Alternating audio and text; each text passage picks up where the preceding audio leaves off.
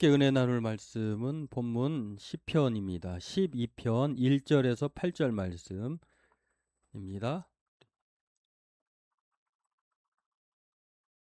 시편 12편 1절에서 8절 말씀 우리 같이 읽겠습니다.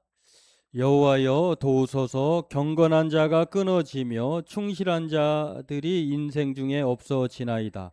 그들이 이웃에게 각기 거짓을 말하며 아첨하는 입술과 두 마음으로 말하는도다. 여호와께서 모든 아첨하는 입술과 자랑하는 혀를 끊으시리니 그들이 말하기를 우리의 혀가 이기리라. 우리 입술은 우리 것이니 우리를 주관할 자 누구리요 하미로다. 여호와의 말씀에 가련한 자들의 눌림과 궁핍한 자들의 탄식으로 말미암아 내가 이제 일어나 그를 그가 원하는 안전한 지대에 두리라 하시도다. 여호와의 말씀은 선결하며 흑도가니에 7번 단련한 은 같도다. 여호와여 그들을 지키사 이 세대로부터 영원까지 보존하시리이다. 비열함이 인생 중에 높임을 받는 때에 악인들이 곳곳에서 날뛰는도다. 아멘. 우리 함께 같이 인사할까요? 우리 하나님은 살아계시고 전능하시고 우리를 사랑하십니다. 우리 함께 같이 인사하겠습니다. 하나님은 살아계시고 전능하시며 우리를 사랑하십니다. 날씨 장마 이후에 지금 또 끝나지는 않았다고 하지만 엄청 습하죠. 덥고. 저도 습하고 더워서 넥타이를 안 맸습니다. 더우면 그렇게 하겠습니다. 양해해 주시고 여러분도 그렇게 하시기를 바랍니다. 오늘 본문은 비열함에 대한 이야기인데요. 좀 우리도 좀 그러지 맙시다라고 하는 제목을 정했는데, 비열함은 세상 사람들뿐만 아니라 우리 그리스도인들도 참 비열하기 짝이 없어요. 그런데 오늘 비열함의 모습을 다른 모습으로 보여주는 사람이 오늘 다윗입니다. 본문의 주인공인데 2006년에 개봉한 영화, 아마 오래돼서 보신 분도 계시고 안 보신 분도 계신 것인데 좀 폭력적인 영화예요. 조폭 영화이긴 한데 비열함의 주제를 다룬 비열한 거리라고 하는 조인성 씨가 주인공이 되어서 조폭 세계니까 그 사람들의 그 직업 현장을 거리잖아요. 거리에서 막 문신하고 막 누가 이렇게 시비를 걸면 우퉁을 까고 거기에 보면 용도 그려져 있고 좀 살벌한 그런 사람들인데, 영화의 내용은 성공을 위해서 자신의 친구를 이용하고 또 조직에서 형님이라고 부른 사람을 배신하고 심지어는 자기를 뒤에서 돌봐주는 그 스폰서에게도 또 배신해서 어떠한 상황이든지 목적을 이루는 그런 내용인데요. 비열함의 모든 내용들이 다 포함되어 있는데 그 마지막 장면이 조인성 씨가 그렇게 해서 자기가 그 자리까지 올라오거든요. 그런데 그 사람의 최후도 어떻게 죽냐면 친구로부터 또 후배로부터 배신을 당합니다.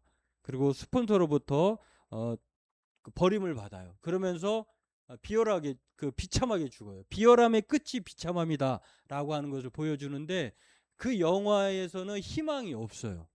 근데 오늘 좀 과장을 하면은 그런 사람들을 동일하게 보는 다윗인데 좀 다르게 희망을 보여줍니다. 비열함의 끝이 비참함이 아니라 비열함의 희망이 하나님인 것을 생각하고 하나님께로 나아가는 것이 오늘 본문의 내용인데요. 이것을 살펴보고 함께 은혜 나누기를 원합니다. 오늘 다윗은 이 두 마음을 품은 자들, 지금 이 시편 12편의 배경이 어떤 상황이냐면 사울왕, 그러니까 이 이스라엘의 초대왕 사울과 그의 아들 요나단이 블레셋과의 전쟁에서 죽어요. 그랬던 상황에서 신하들이, 주변의 사람들이 다윗 편이 아니라 다 사울 편이었고 요나단 편이었는데 이제 그 통치자가 죽었잖아요.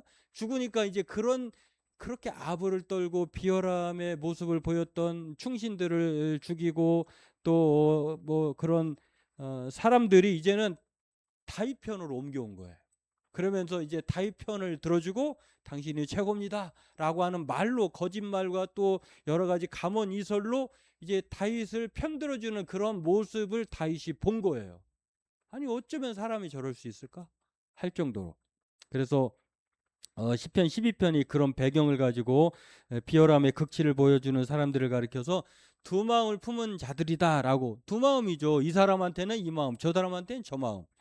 그래서 경건한 자와 충실한 자를 없어지게 하는 이 거짓말을 무기로 삼는, 그래서 한 입으로 두 말하는 사람들의 상황을 보면서 그야말로 참을 수 없는 이 고통을 가지고 다윗이 하나님께로 나아갑니다. 하나님 두고 보시겠습니까?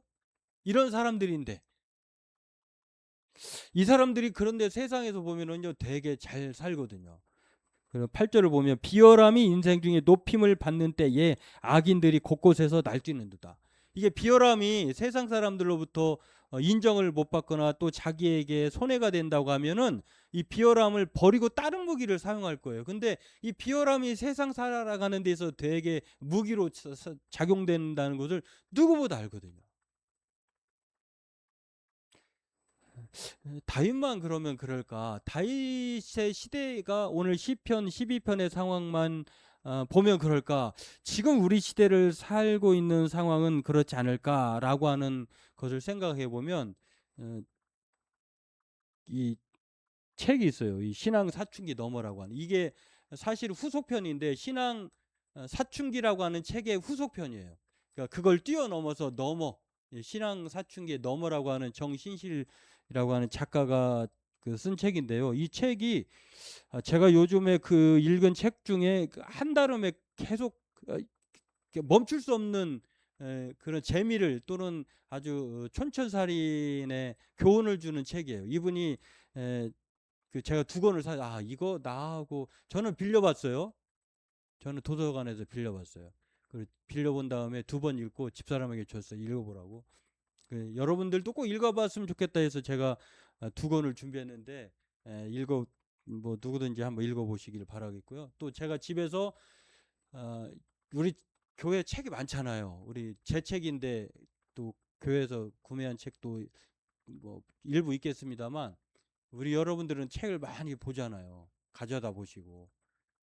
제가 집에 있는 책도 있거든요. 그래도 좀 골라왔어요. 이거 가지고 싸우실까봐 저 뒤에 보면은 왼쪽 그 책장의 두 번째 꼬지에, 책꽂이에 제가 여러 권에 한 10권 정도 꽂아놨어요. 이것도 보실 분 보시고 보시기 바랍니다. 근데 이 책의 저자가 여러 수식어가 붙은 사람이에요. 목사의 딸로 자랐어요. 근데 아버지가 중간에 목회하다가 돌아가셨어요.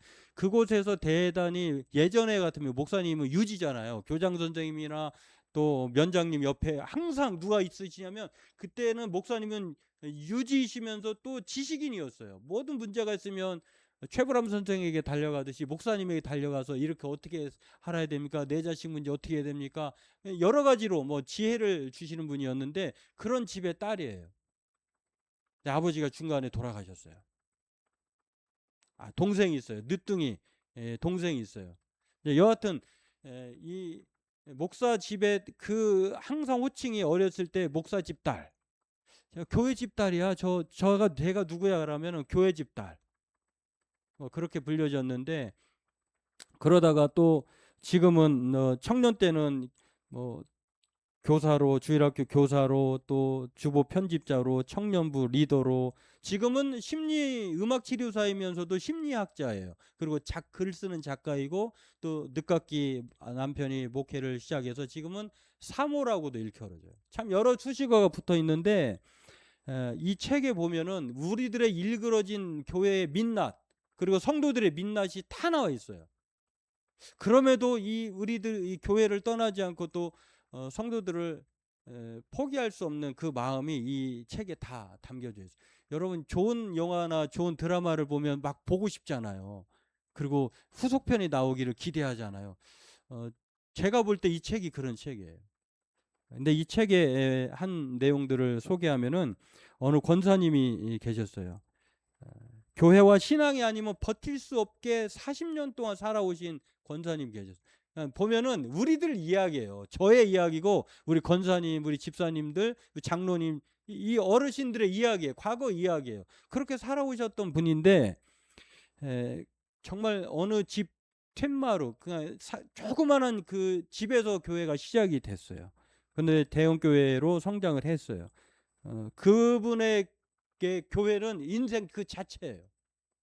우리 권사님도 뭐 집사님들도 다 아시겠지만 기도와 전도와 교회 봉사로 전쟁 같은 일상을 견디면서 그렇게 교회를 일궜어요. 그러면서 삶은 윤택해졌고 자녀들은 감사하게도 잘 자랐어요. 교회 또한 지역에서 가장 큰 교회가 되었는데 지금 이제 환갑이 지난 분이세요. 이제 힘쓰고 애쓸 일이 없어 이제 평온해 보일 그런 상황인데 환갑이 지난 노년쯤 이제 무슨 문제가 생기냐면 개척 때부터 함께했던 담임 목사님의 비리가 발견됐어요. 헌금을 횡령한 것이 드러났습니다. 진상을 밝히려고 그래서 이제 서로 목사님 그래도 목사님이니까 덮어주자 하는 분도 계시고 아니 그래도 그렇지 교회 헌금을 횡령하면 되지 않느냐 안 되지 않느냐라고 하는 이 대립하는 두 파가 생겨버렸어요. 근데 목사님에게 붙은 사람들은 대단히 세력도 사람들도 많고 세력도 힘도 있는 분들이에요. 근데 반대하는 목사님의 그 비리를 덮어서는 안 된다라고 하는 그런 사람들은 소수예요. 힘도 없어요. 뻔한 거죠. 소송으로 가요. 소송으로 가면 누가 이길까요? 이 돈도 필요해요. 소송비가 어마어마하거든요. 그 시간도 필요해요. 결국에는 맞섰던 사람들이 나올 수밖에 없어요. 근데 문제는 그것도 그러면서 이제 이겼다라고 하면서 교회가 이제 반대했던 사람들이 나가면서 교회가 막 어수선합니다. 그런데 남아 있는 사람들은 뭐가 잘났다고 이김을 주신 하나님에 대한 승리라고 하면서 찬송하면서 승리의 잔치를 벌입니다. 결국에는 40년 동안 자신의 인생을 갈아 넣었던 그 권사님은 교회를 떠날 수밖에 없었어요. 그렇게 떠나온 지 수년이 지났는데 권사님 마음속에서 그 생각만 하면 이제 분노가 일어나는데 남편이 돌아가셨어요. 교회 일만 생각하면 가만히 이렇게 있다가도 마음에 끓어오르는 분노가 생각나는데 남편이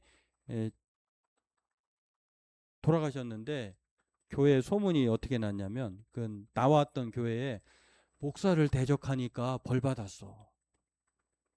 이게 맞아요?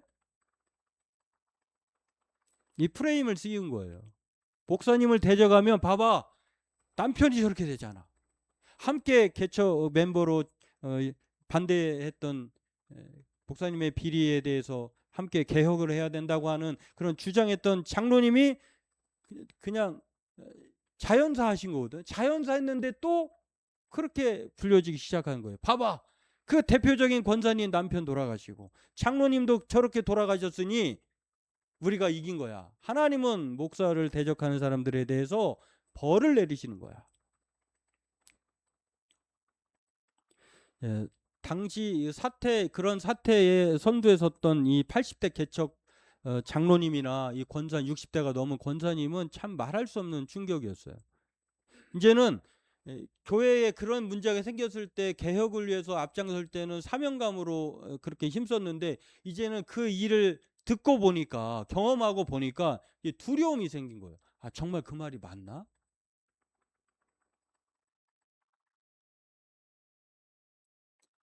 이제는 두려움이 본능적으로 다가오셔서 뭐 어떻게 할 수가 없는 그런 상황에. 근데 그 교회는 여전히 번성하고 또 목사님을 추종했던 그렇게 따랐던 사람들은 또 번영의 복을 누리면서 재개발 덕에 교회가 부흥하고 반면에 예배 자리를 빼앗긴 사람들은 눈물로 마당 예배를 드리면서 하루하루 그냥 가난한 성도로 교회 안 나가는 거예요. 너무 상처가 심하니까. 가해자들이 너무나 평온하게 살고 있다는 사실 자체에 이들은 끝나지 않은 이 폭력을 또 한 번 당하고 있는 이 내용이 다 그런 이건 일부의 일부. 근데 이게 사실은 이 책의 어느 교회 이야기 아니라 우리가 흔히 보는 이야기예요. 그래서 신앙의 사춘기 그러니까 누구나 신앙의 사춘기를 누구나 겪을 수 있어요.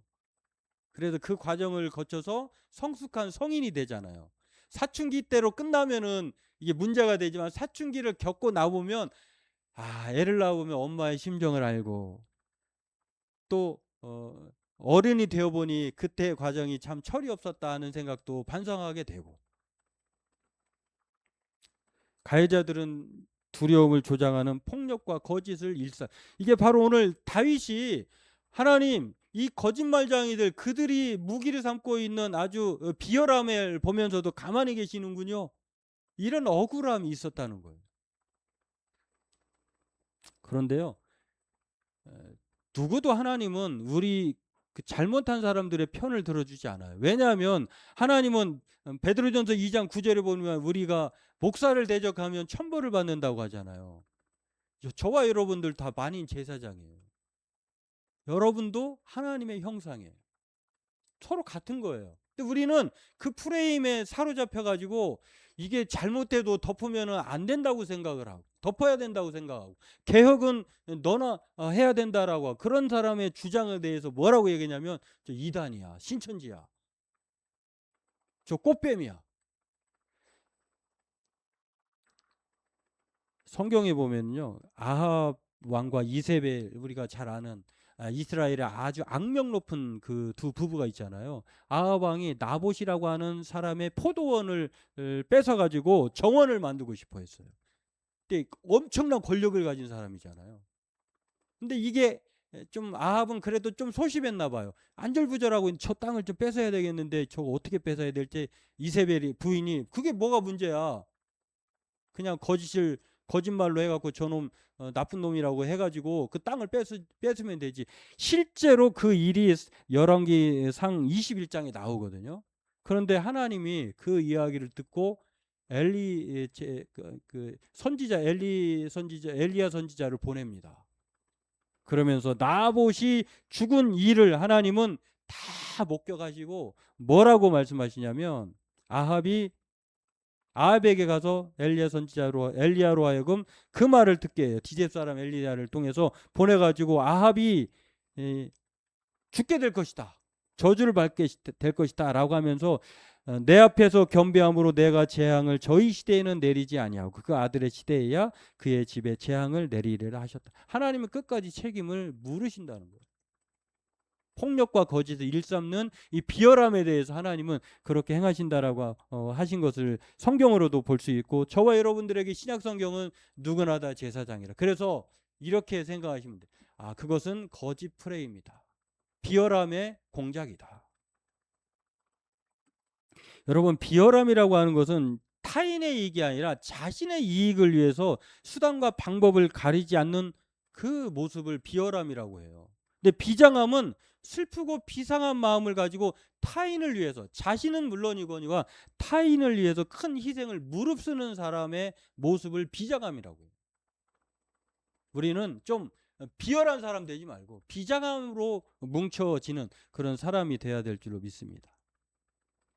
오늘 이 비열함 때문에 때론 경건한 사람들이 이 다윗이 말한 것처럼 신앙의 회의가 생겨가지고 신앙생활을 중단하는 경우도 생기고, 또 충실히 봉사했던 사람들이 교회를 떠나 가나안 성도가 되기도 합니다. 주변에 보면 거의 신앙생활을 하다가 실족하는 사람들 보면은 거의 그런 모습이에요. 뭐 교회에서 뭐가 생겼다, 무슨 문제가 생겼다. 근데 이게 문제는 참 이 잘 산다는 게 이 정도로 믿는다는 게 참 어려운 문제예요. 유진 피터슨이라고 하는 사람이요, 잘 산다는 것이라고 하는 책에 오늘 이 다윗이 처한 모습을 그대로 보여주고 있는데, 말씀이 첫째였습니다라고 하는 주제로 어떤 내용을 소개하냐면, 그는 말씀이 모든 것에 앞섰다고 말하면서 이렇게 얘기합니다. 이 세상의 모든 것이 존재하기 전에 뭐가 계셨냐면 말씀이 있었다는 거예요. 그 말씀이 누구십니까? 하나님이세요. 그러니까 우리가 하나님의 말씀을 거역하는 것이 곧 하나님을 거역하는 것이 일치화할 수가 있는데, 우리 인간의 피조물이 모두 창조되기 이전에 말씀이 계셨다는 것입니다. 그러면서 뭐라고 얘기하냐면 예레미야 1장 5절에 이렇게 말합니다. 내가 너를 모태에 짓기 전에 너를 알았고 내가 배에서 나오기 전에 너를 성별하였고 너를 여러 나라의 선지자로 세웠느니라 라고 말하면서 잘 산다는 것에 대해서 뭐라고 말하냐면 하나님께 무릎 꿇는 것이다, 이렇게 말했어요. 비열함이 아니라 말씀과 하나님 앞에 무릎 꿇는 것이 잘 산다는 거예요. 비열함에 잠깐 무릎 꿇으면 인생이 성공하는 것 같아요. 근데 그것도 한계가 있어. 그냥 끝나는데 하나님께 무릎 꿇으면, 또 섬기고자 무릎 꿇으면 그 영광은 영원히. 오늘 8절은 그렇게 말을 합니다. 비열함이 인생 중에 높임을 받는 때에 악인들이 곳곳에서 날뛰는. 그러니까 비열함에 무릎을 꿇으면 승승장구하는 것 같아요. 그러나 오늘 다윗은 그 비열한 사람들의 사람들 앞에 무릎 꿇지 않아요. 하나님께 나아갑니다. 하나님 말씀을 붙들고 그렇게 비열함의 반대적인 측면에서 무릎을 꿇는 것을 볼 수가 있습니다. 다시 한번 우리가 기억해야 될 사실은 예수님께서 광야에서 시험 받을 때에 아주 비열함을 무장하고 예수님께 시험했던 사탄이 나오는데요. 야, 금식하는 40일 동안 금식하셨으니 얼마나 배가 고팠겠어요. 그러니까 사람의 이런 그 의식주의 문제는 아주 기본 욕구예요. 그래서 그걸 누구보다 잘하는 사탄이 야, 이 돌을 가지고 떡을 만들어 너의 배를 좀 배불리면 네가 하나님의 아들이라면 이렇게 유혹을 해왔을 때 사람이 떡으로만 살 것이 아니고 하나님의 말씀으로 살아야 돼라고 예수님은 말씀을 기억합니다. 또 여러 가지 마귀가 또 나와 가지고 성전 꼭대기에 세우고 네가 하나님의 아들이거든 뛰어내려 봐라고 그렇게 말할 때도 시편 91편 11절 12절 말씀을 통해서 주 너의 하나님을 시험하지 말라라고 얘기를 해요. 그리고 천하 모든 영광을 보여주고 한 번만 나에게 절하면 이 모든 부경화를 너에게 줄게라고 해도 예수님은 또 단호하게 거절을 하십니다. 그러니까 예수님도 이 여러 가지 시험이 있을 때 이 비열함으로 무장해 왔을 때 예수님은 비열함에 무릎 꿇지 않아요. 말씀을 생각하면서 하나님께 오직 영광을 돌리는 측면으로 나아갔다는 것을 봅니다. 다시 한번 정신실 작가의 신앙 사춘기 너머의 이야기를 소개하는데요. 이 개혁적이라고 하는 사람들의 모습도 다르지 않아요. 아주 비개혁적이고 또 큰 것만 주장하는 우리끼리 잘하면 숫자만 주장하면 되는 그런 아주 그런 교회와 다르게 다른 개혁을 외치는 사람들의 모습도 전혀 다르잖아요. 제가 요즘에 충격 먹은 거 하나가요. 아주 대단히 덕망 있고 또 신학자로도 유명하신 분의 가르침을 받아 또 이름도 멋져요. 가향교회예요. 가나안을 향하여 나아가는 순례 공동체가 이름을 지어서 가향교회예요. 이 교회가 문제가 생겼어요. 아주 이 교회는 대단히 사람들이 건전한 공동체라고 봤어요. 청년 때부터 학교를 또 운영을 해요. 목사님 사모님 운영을 했어요. 그 목사님 대단히 유명하신 저자이기도 하고 강연가이기도 해요. 사모님이 교장으로 있으면서 그 학교에 학생을 가르쳤는데 청년 때 이제 중고등학교 청년 때까지 이를 때까지 같이 공동체에 있었는데 이 경우는 좀 다른 경우예요. 만약에 학교 교사가 학생 제자를 유혹했다. 그럼 어떻게 될까요? 바로 문제가 되겠죠. 이 교회 여기 공동체 문제가 없어요. 남편과 이혼했어요. 대표가 사모님이 됐어요. 그 사모님이 그 청년과의 관계에 연인 관계예요. 아, 이런 일도 있어요. 더 충격이었어. 이게 가나안을 향하여 나아가는 순례자들의 모임. 이게 대단히 그 개신교인들에게는 좀 건전하고 또 권장할 만한 공동체로 인정받은 그런 단체거든요. 이름을 바꿨어요. 뉴원, 새로운 하나. 그러니까 이름을 바꾼다고 그게 포장이 그게 민낯이 안 드러날까요? 여하튼 이 정신질 작가의 이 내용 속에 보면은 조훈교회로 알려진 모교회로부터 분리개척에 나온 한 목사 이야기를 또 소개합니다. 그러니까 교회가 컸어요. 그래서 분리개척을 받아가지고 물질적으로 또 사람으로부터 이렇게 도움을 받았어요. 건강 은혜로운 교회로 이렇게 지원을 받았고 잘 준비된 토양에서 공동체를 작은 공동체를 꾸려오고 있는데 문제는 이런 사람들에게 있어서 그 새로운 교회가 출산을 했기 때문에 거기에서 나아지는 성도들의 모습이 신생하여야 되잖아요. 새롭게 시작했으니까. 그리고 여러 가지 토양도 좋잖아요. 근데 낳고 보니 교인들이 다 사춘기래요. 사춘기. 그러니까 다 이거 알만한 사람도 자기 생각이고 교훈 개혁적이고 그런 생각을 가졌는데 그 사람들의 생각이 다 달라요. 그러니까 저 우리나라 그 정치 풍토가 있잖아요.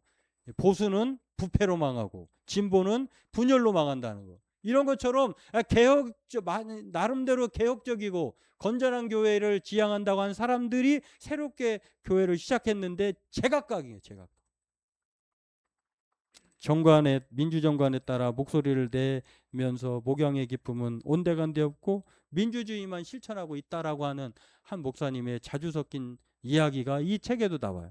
또 건강한 개혁 공동체를 꿈꾸는 교회에 청빙받아간 목사님 이야기 나오는데 얼마나 건강을 추구하니까 얼마나 깐깐하게 서류 심사가 이분의 사상, 가정, 건강 다 체크를 하거든요. 그렇게 겨우 이제 목사로 청빙을 받아서 교회의 담임 목사의 직분을 시작했는데, 물론 이 교회가 분쟁을 겪은 교회라 상처가 있기 때문에 쉽게 이 목사님을 좋게 안 보는 거예요. 그래서 목사라는 호칭도 빼버렸어요. 대표, 리더 이런 모습으로 이제 바꾼 거예요.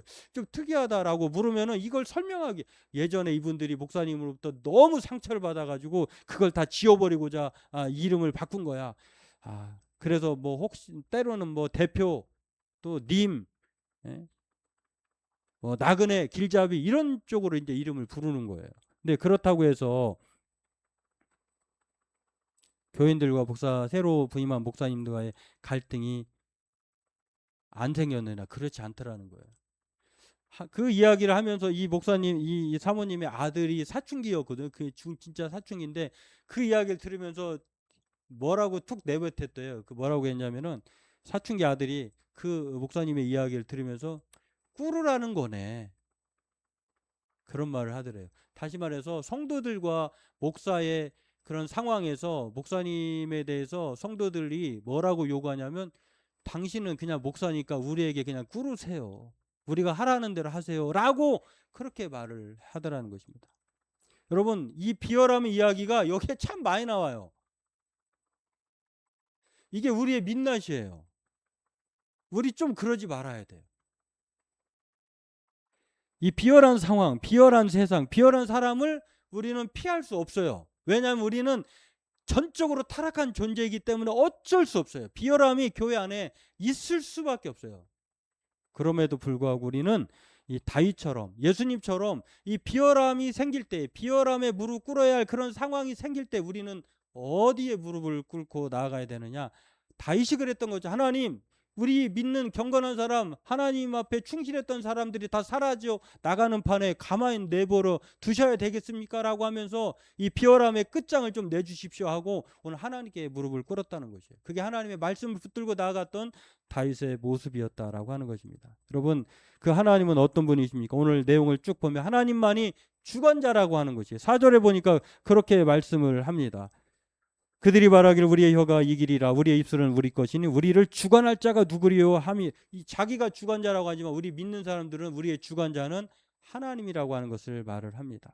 그리고 하나님을 뭐라고 고백하느냐? 하나님이 안전지대라고 얘기합니다. 하나님께서 우리 하나님의 비열함에 무릎 꿇지 않는 사람들을 하나님은 안전지대에 두신다라고 5절에 말씀을 합니다.